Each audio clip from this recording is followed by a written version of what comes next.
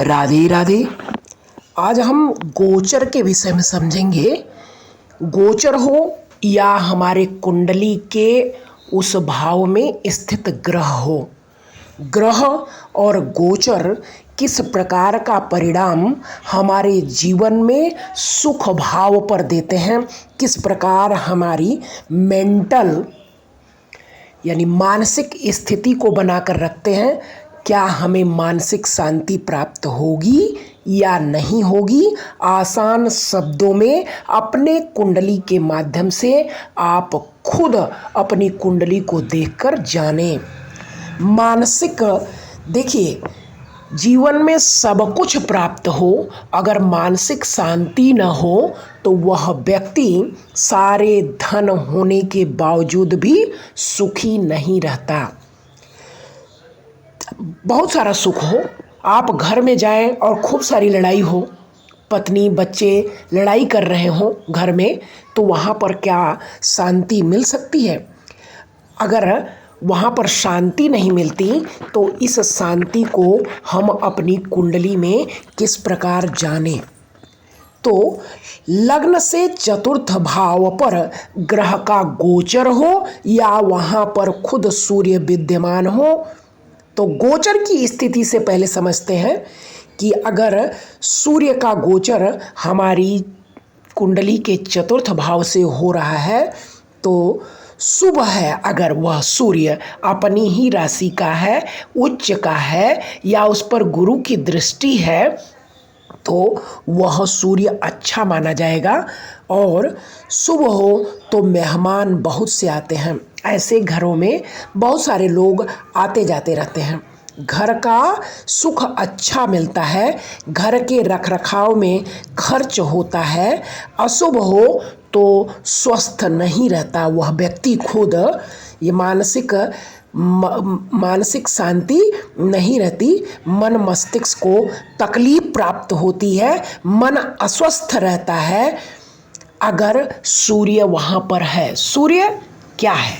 सूर्य एक प्रकाशिक ग्रह है और यह भी क्रूर की श्रेणी में आता है। और यह घर किसका है? चंद्रमा का है। चंद्रमा जो शीतलता प्रदान करता है, वहाँ पर सूर्य का आना यह दिखाता है कि माँ का स्वभाव एक डोमिनेटिंग होगा, यानी उग्र होगा और वह पूरे घर पर कमांड करती होंगी। इस प्रकार का फल सूर्य के वहाँ पर रहने पर होता है। लेकिन अगर वह अच्छा है तो पूरे घर का शासन प्रशासन सब माँ के अंडर में होगा, तो वहाँ पर शुभता ही होगी, अशुभता नहीं होगी अगर सूर्य अच्छा है तो। इसी प्रकार अब हम चंद्रमा का गोचर अगर आपकी कुंडली के चौथे भाव से होता है, शुभ हो तो दिन धन के लाभ से होता है, मन प्रसन्न रहता है। अशुभ हो तो मन अस्वस्थ रहता है अधिकतर। अगर चंद्रमा यहाँ पर अच्छा है तो माँ का स्वभाव भी केयरिंग होगा, घर में लोग एक दूसरे की केयर करेंगे और घर का वातावरण एक शीतलता लिए होगा, यानी शीतल होगा, मन प्रसन्न रहेगा, धन का आगमन होता रहेगा, धन की स्थिति भी अच्छी रहती है ऐसे घरों में जहाँ पर कुंडली के चौथे भाव में चंद्रमा होता है। इसी प्रकार मंगल अगर शुभ है तो नए व्यवसाय की कल्पना मन में आती है, वरिष्ठ अधिकारी प्रसन्न रहते हैं, उत्साह व साहस बढ़ता है, काम जल्दी पूरे होते हैं, जायदाद के संबंध में अदालती मामलों का निर्णय अपने पक्ष में होता है। अशुभ हो तो टाइफाइड हो जाता है। गोचर में अगर मंगल यहाँ पर आता है तो टाइफाइड की शिकायत जैसी खतरनाक बीमारियां होती हैं। जायदाद के मामले में अदालत में जाना पड़ता है और निर्णय भी उस व्यक्ति के पक्ष में नहीं आता। गुरु अगर शुभ है तो अचल संपत्ति मिलती है, स्थानांतरण अच्छी जगह होता है, माता का स्वास्थ्य ठीक रहता है, मित्र मदद करते हैं, अध्ययन के लिए समय ठीक रहता है, खेती बाड़ी से अच्छी आमदनी होती है, पेंशन का समय हो तो वह धन मिलने में किसी भी प्रकार की कोई दिक्कत नहीं होती। गुरु अशुभ हो तो विशेषकर मेष लग्न वालों के लिए लग्न कुंडली में चतुर्थ में गुरु हो तो यह समय अचल संपत्ति के नष्ट होने का होता है, क्योंकि कुंडली के 12वें भाव का भी मालिक होता है गुरु। मेष लग्न के लिए दरिद्रता आती है, माता बीमार पड़ जाती है अगर गोचर में गुरु वहाँ पर आया तो, पिता से वियोग भी हो सकता है, स्थानांतरण खराब जगह हो सकता है, तरक्की रुक सकती है, लोगों में निंदा होती है, जायदाद के बारे में अदालती मामलों के चलते निर्णय विरोध में होता है, मन स्वास्थ्यता में नहीं रहता। कब?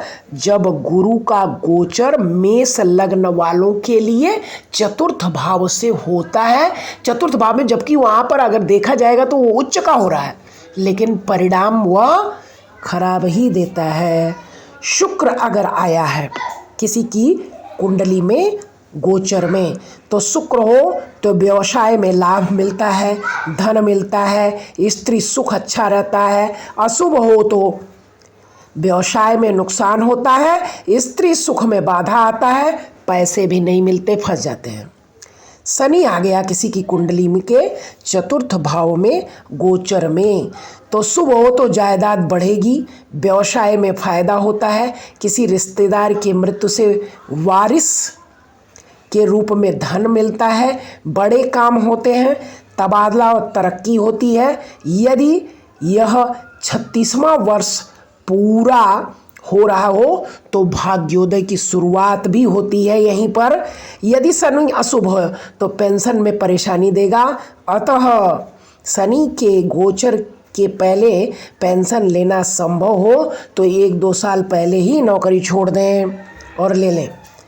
पिता या घर कि किसी वरिष्ठ व्यक्ति की मृत्यु हो सकती है, माता बीमार रहती है, कुंडली में द्विभार्या योग हो तो पत्नी की मृत्यु संभव हो सकती है, व्यवसाय बंद पड़ सकता है, ना पसंद स्थान पर स्थानांतरण होते हैं, बेइज्जती हो सकती है, पत्नी पुत्र इच्छा के विरुद्ध व्यवहार करते हैं, पूर्व अर्जित जायदाद के संबंध में भाइयों से झगड़ा होते हैं।